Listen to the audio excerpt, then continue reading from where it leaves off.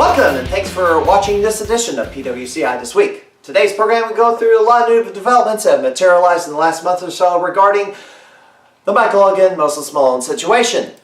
If you've read about them already, you're going to hear a different perspective than what you have gotten elsewhere in the mainstream wrestling media. Yes, I will be covering both sides of the story in this program, but I don't have much trust in the media these days, as many popular news outlets have demonstrated heavy political bias and not even bothering to put up an appearance of impartiality. That's not to say anyone is entirely innocent here, because all parties have made some bad choices they admitted or regret in doing. There's also a very large contingent of people who have been very hostile, especially the toxic human waste dump that is Twitter, to anyone that puts forth an opposing point of view on this matter. These are people engaging in the intentional and deliberate ignoring of facts and embracement of multiple aspects of fascist ideology to force single-minded groupthink. If you're one of those people who walks around with a flaming hot poker, jammed up your rear, ready to lash out at people because they don't tell you what you want to hear, you really should be barred from using the internet, because you are helping tear the country apart. Unfortunately, due to my lack of time with all I'm doing, where this program has been on a semi-hiatus since in 2018, putting all this together was met with delays. I worked several days in a row to finally finish this report and get it out for public consumption. A lot of this information I previously posted on my website with links to the relevant articles on the St. Louis wrestling community at stlwrestling.livejournal.com, and some of the points I will make today have previously been covered in episode 114. If you're watching this on YouTube, we'll share all those links below, as there's far more information than we can recap in this half hour. So without any further ado, here's the rundown summary. First, was the Michael Elgin, Elgin-Malone situation. Malone alleged that she was sexually assaulted by one of Elgin's students, Sean Orleans, back in March 2017 at her residence. They have slept together 3 or 4 times previously. Orleans himself acknowledged publicly he messed up. She complained to Elgin about it, felt he didn't do what she thought he needed to do, then went public in November. In between that span of time, Elgin told her repeatedly to take this to the authorities. Elgin fired Orleans. But Malone posted partial transcripts of her communications with Elgin, where he made a rude or crude retort, casting him in a very bad light, and comments made privately about his tag team partner Jeff Cobb in the middle of a tag team tournament in New Japan Pro Wrestling. Much of the anger directed toward Elgin has been focused on a couple of screenshots where they decided he is guilty of sexual abuse against Malone. Multiple promotions in response dropped Elgin from her shows, although a few defiantly continued to support him. Elgin sold off Glory Pro to 2 of his protégés, Danny Ems and Kevin Lee Davidson. We would find out through Malone that Pro Wrestling Insurgents was owned by Orleans before it merged with Glory Pro. Malone, using her platform on Twitter, went on a crusade to have wrestling promoters clean out their locker rooms of any and all suspected abusers. A big firefight ensued where charges of slander and victim shaming were traded back and forth. She has never filed criminal charges against Sean Orleans, deeming it a waste of time, as national statistics state only 7 out of every 1,000 sexual assaults ever result in a criminal conviction, and decided to take it to the court of public opinion for more immediate results. Remember that point for later. This became the #1 story in our annual Top 10 News Stories of the St. Louis Wrestling Community of 2017. I want you to note that much of the focus has not been on the person who committed the assault, Sean Orleans, but how Michael Elgin was demanded to handle it. I do not dispute there was an incident that happened, but beyond forced out of pro wrestling, Orleans has had little else of consequence levied against him. Elgin's wife, Mischief, has not made any public statements on the matter. We start on Friday, February 9th, where Michael Elgin's legal team, headed by Stephen Kratzky, files a petition to sue Elgin-Malone, which is their Twitter alias. A special process server is appointed to serve her with papers. On Monday, Lincoln's birthday, I asked why the media was ignoring Roger Kane's information challenging Elgin-Malone's account. Roger Kane reportedly is a paralegal and a student who contacted Michael Elgin about the case and started an independent investigation of his own and created social media accounts on Tumblr and Twitter to put out information that was uncovered that showed Malone was not exactly being 100% truthful with her followers. Because of numerous tweets and posts on Facebook, Kane started digging through them looking for any contradictions and inconsistencies, that started posting screenshots of what he found. Over time, examples of some of the things we learned.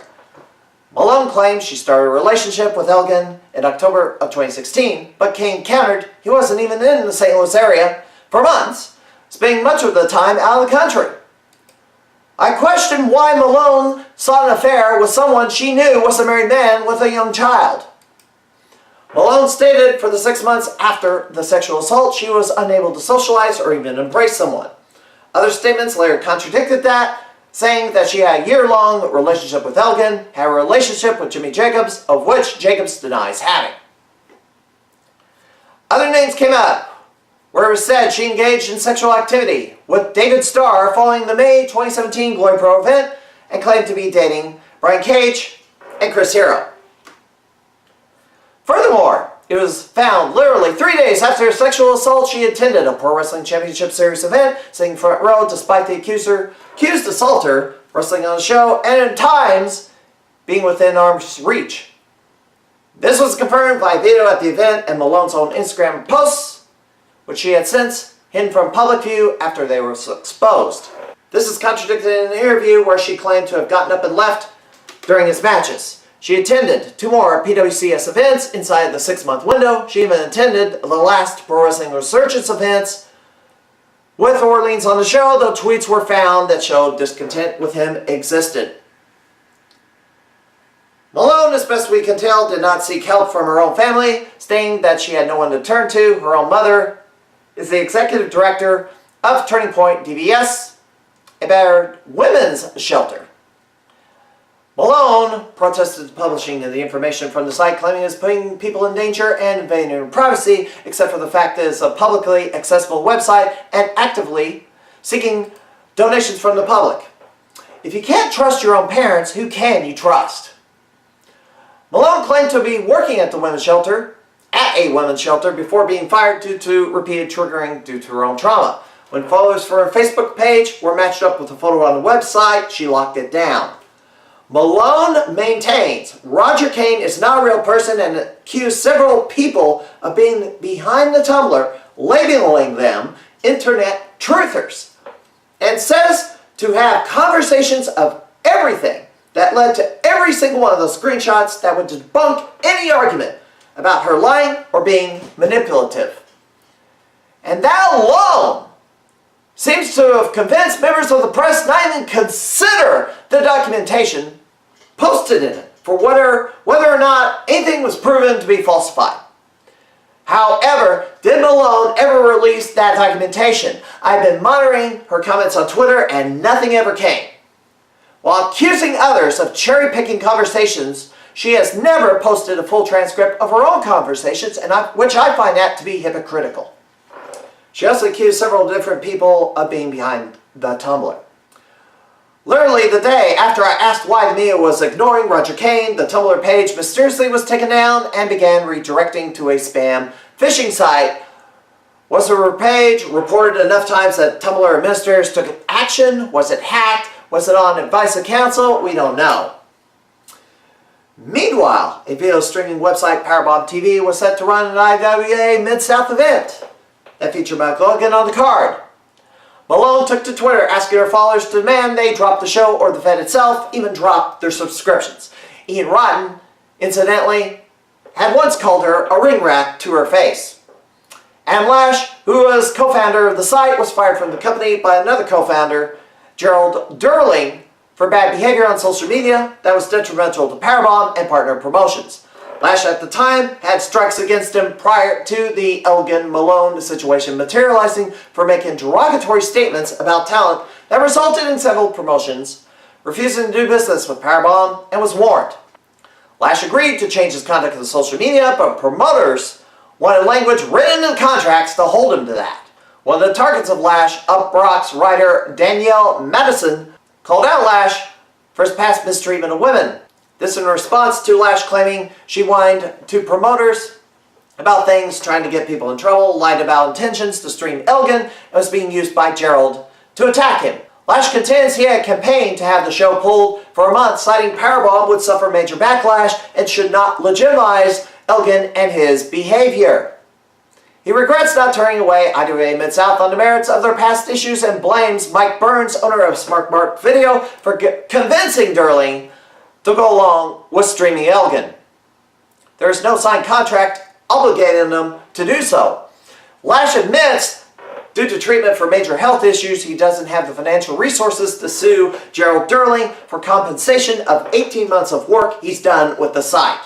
Adam Lash, however, in the span of a day, posted a tweet where he stated, "By all means, give the other side." In his press release, branding the information for Roger Kane to be a concerted, funded smear campaign set up by Elgin to attack and harass the victim. The latter used as a major talking point against streaming Elgin. That right there showed that he was never interested in the other side of the story. His mind was made up. Demands for the other side of the story were completely disingenuous. And that attitude towards Kane's information seemed to prevail among many media outlets, allowing glaring holes in the narrative left unquestioned. Lash also slammed people who are creating burner accounts to tweet opposing views at the parties involved. There's a reason for that, so let me address that right now. Since the so-called champion of women brought it up, let me address the toxic waste dump that is Twitter. I used to have an account on it, then threw it in the garbage because the service had grown very hostile to opposing points of view, and its user base had become more and more radicalized to extreme left-wing fringe points of view. The administrators that run Twitter were recently exposed to be power-tripping leftist fascists who were revealed on hidden camera interviews by Project Veritas, James O'Keefe, independent undercover journalistic organization.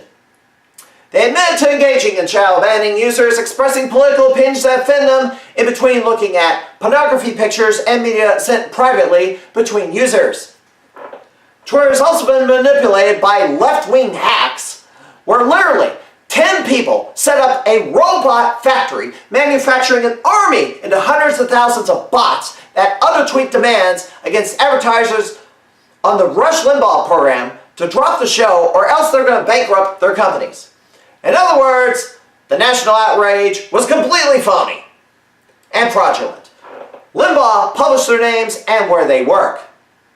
It was also a big scandal where millions of fake followers could be purchased at $20 per 100,000 to falsely inflate someone's popularity.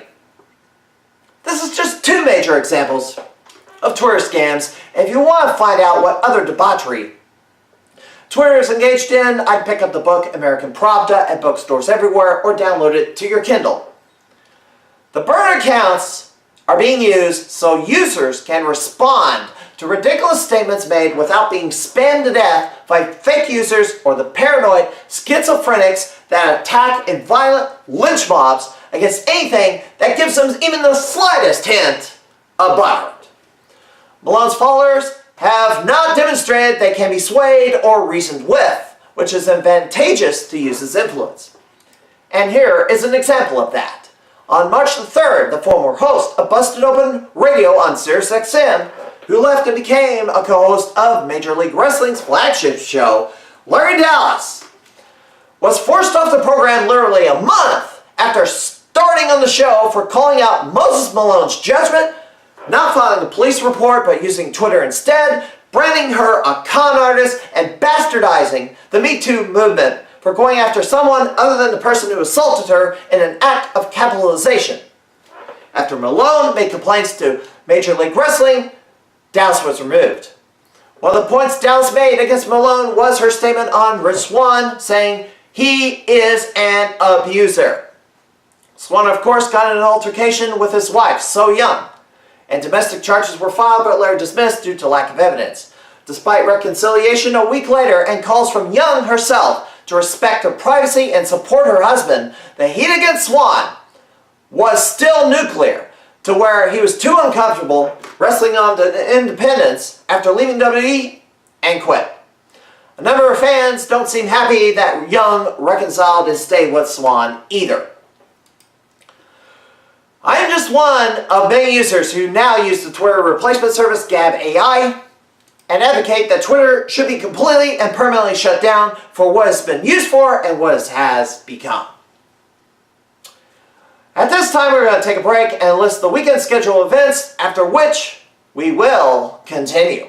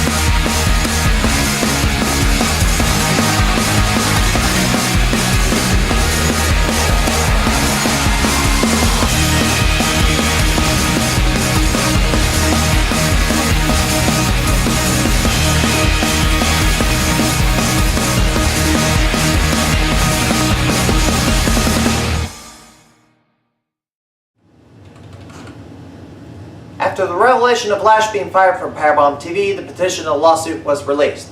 The petition contradicts the timeline of Malone, stating the first interaction was in January 2017 via social media and text messaging. The petition goes on to state his version of events, including being unable to verify her claims of the assault and refusal to provide evidence, including what she said was photographs of her injuries, and encouraged getting the police involved. She instead made it public in November, enjoyed the attention and publicity she received in joining the Me Too movement from the wrestling community. It goes on to list what Malone did to blackmail Elgin and release more communications, putting Elgin in a bad light that got him removed from upcoming bookings. Malone proceeded to link Elgin to opposing the Me Too movement and that he's an abuser. It also cites multiple articles, of which I list on the YouTube page. It also mentioned a podcast, which I personally challenged the host, Brian Langille and Chris Cole, that they didn't do their homework when they credulously repeated Malone's allegations against Elgin as if they were fact, and concluded the segment by dropping an F-bomb against Elgin. These two clowns, who boast a 1 million listener audience, they really only have 600 followers on Facebook, proceeded to gutlessly block and smear me, claiming they've done their research and know this case inside and out.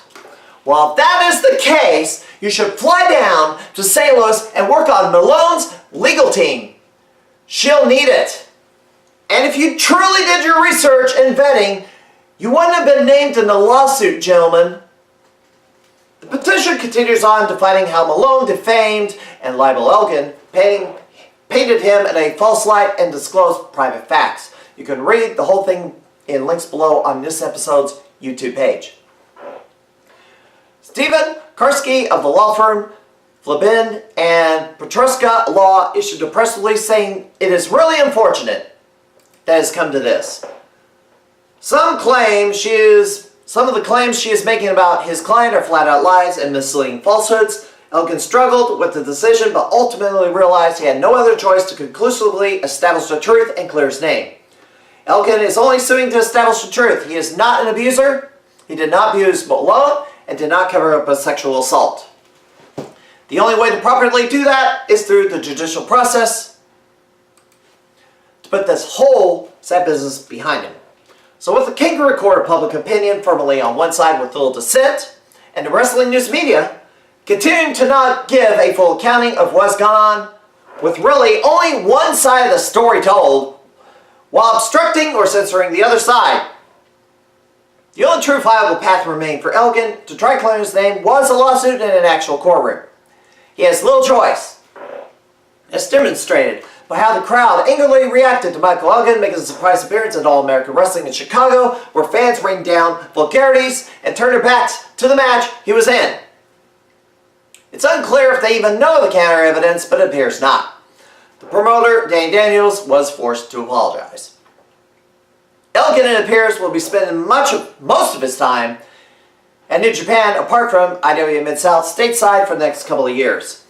Yes, several people condemned the filing of the lawsuit, claiming he was out to intimidate the victim and ruin her. Let me tell you, while many stories of sexual assault are true, there are some that are not. While demands are made that the victim has the right to be believed, that does not mean you are obligated to ignore facts. Rolling Stone magazine learned a very costly, painful lesson when they decided to skip fact-checking a story they wrote on an alleged gang rape at the University of Virginia to the tune so far of $4.65 million, with another lawsuit pending against them. That magazine is up for sale. You should all still remember the Duke Lacrosse case where 3 members of the team were falsely accused of rape in 2006, only for the entire case to be dropped in 2007, where the accuser's story was determined to have many inconsistencies and credibility problems. The damage was done, however, to the campus and its students. Lawsuits eventually resulted in the North Carolina State Bar convicting the prosecutor of numerous fraud and perjury charges, resulting in disbarment, removal from office, and bankruptcy. That prosecutor's disregard of due process and withholding of evidence even resulted in a man being freed after 20 years of imprisonment when his murder conviction was vacated in a new trial. In other words, false allegations do destroy lives, and those whose lives were ruined have a right to clear their names and seek restitution for the damage that was done. If you find that to be an evil and a cardinal sin, as far as I'm concerned, you're a person who's willingly surrender your civil rights for a false sense of security. This begs the question, why to this day has Moses Malone refused to report the sexual assault to the authorities despite being heavily encouraged to do so by Elgin and others? Put aside the repeatedly used talking point of only 7 out of every 1,000 cases ever resulted in criminal conviction for a moment. If that assault was reported, the police would have had to investigate the crime and would have to interview all the witnesses. From what all that has been uncovered, it sure seems like she could not risk having inconsistencies and contradictions in her story exposed, all of which are detailed in a lawsuit petition against her, which were previously put out by Roger Kane or whomever else they claim it is. Yes, Orleans acknowledged he messed up, yet the only consequence is losing his career in pro wrestling. She did not go to his regular employer with complaints. Now she will be forced to testify under oath, under threat of perjury, to explain all those discrepancies in her story and somehow remain credible under cross-examination. She cannot avoid this, as under a civil lawsuit, the defendant will be compelled to testify. Malone is adamant that trial by Twitter was her only recourse, but now her Twitter followers can't run defense for her while she's on the witness stand. Malone, though, is seeking a defense lawyer and opened a GoFundMe page to cover legal bills. She has yet to find one, and has to find one, by mid-April after being granted an extension.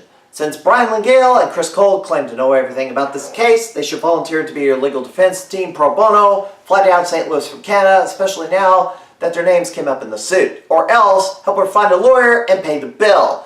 Unless they did anonymously, so far they haven't donated her a dime. So what are the possible outcomes here? If Malone wins the case, or a new damaging revelation emerges in testimony, it's very unlikely Elgin will ever have any significant role in wrestling again. Most of North American promotions will not do business with him, and the few that continue to back Elgin won't fill the void. New Japan Pro Wrestling, where Elgin recently signed a 2-year contract and just expanded operations into the United States, will face increased pressure from American fans to fire him. Malone will be lionized as a crusader against wrestlers who are abusers with heavy influence backed by her followers. If this case results in a hung jury with no new revelations, not much will change. Elgin will spend much of his time in Japan and struggle to get booked in North America, unlikely to ever be signed by WWE, TNA, or ROH, where he used to wrestle. Streaming services will continue to be pressured not to air anything with Elgin in it. If Elgin wins his case, Malone most likely will be forced to take down her Twitter and make a public retraction of any statements proven to be false, be under a gag order where she cannot make public commentary about Elgin nor violate his privacy further, and pay monetary damages to Elgin. Malone, though, has few assets, hence why she had to solicit donations for a legal defense fund. Public reaction for those who are learning a number of details for the very first time will be in disbelief. Some will cry miscarriage of justice, but won't have the facts on their side to back that assertion up. Dave Meltzer will be loudly stating he was right all along and demanding apologies from others in the media for screwing up the story. Bureaus who dropped Elgin may eventually bring him back, but slowly, with a disclaimer that Elgin proved his case and Malone did not, to those who object to it. Elgin will still have an issue, however. There are a number of promotions who will not do business with him, objecting to his engagement in adultery, having sexual relations with someone other than his wife during their marriage.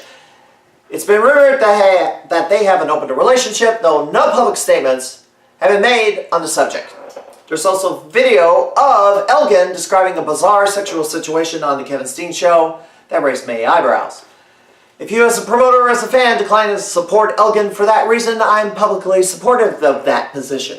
Adultery is at the root of the whole situation here, with the Hollywood culture and the left promoting sexual promiscuity and mocking abstinence before marriage as an outdated relic in favor of Alfred Kinsey's ideology. The unintended consequences are here.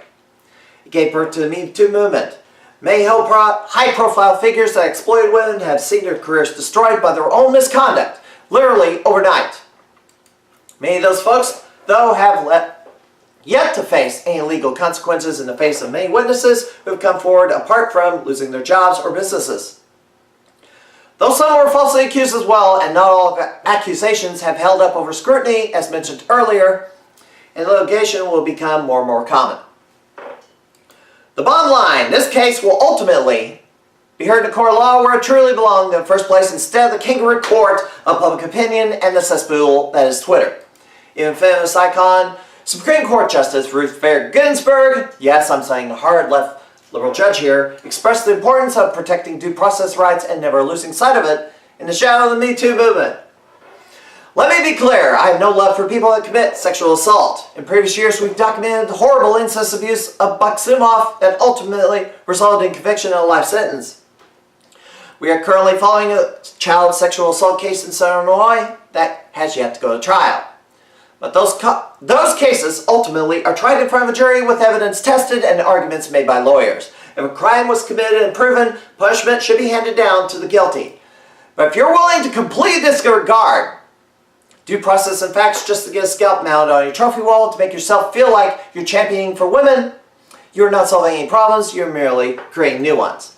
We're at a critical time in American history where too many people are willing to surrender their civil rights for a false sense of security, such as the First Amendment to save thin-skinned children from butthurt, surrender the Second Amendment thinking it will stop all mass murders, surrender the Fourth Amendment thinking it will stop terrorism, and now seemingly surrender the Sixth Amendment thinking it will somehow stop sexual assaults.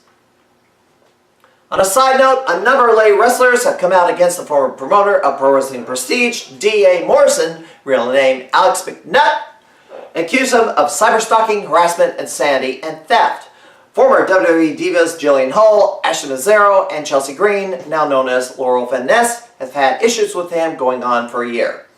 A woman by the name of Nadia Sapphire from the United Kingdom posted a video detailing what transpired between her and Morrison, which was disturbing. The difference between this situation and the Malone-Elgin situation is this: multiple accusers from multiple countries with similar stories against the same person versus one accuser. And the accused has a well-known track record of many misadventures in promoting. This particular case feels more cut and dry and easily provable. We'll be awaiting the day when this case goes to court and report what goes on. In the meantime, I am the Mad Conservative Crime Fighter, wishing everyone a happy Easter. Next week, we shall provide some comic relief to the contentious matter we detailed today with our annual April Fool's Day episode, which happens to fall on Easter Day. In the meantime, remember the sacrifice made by all sinners.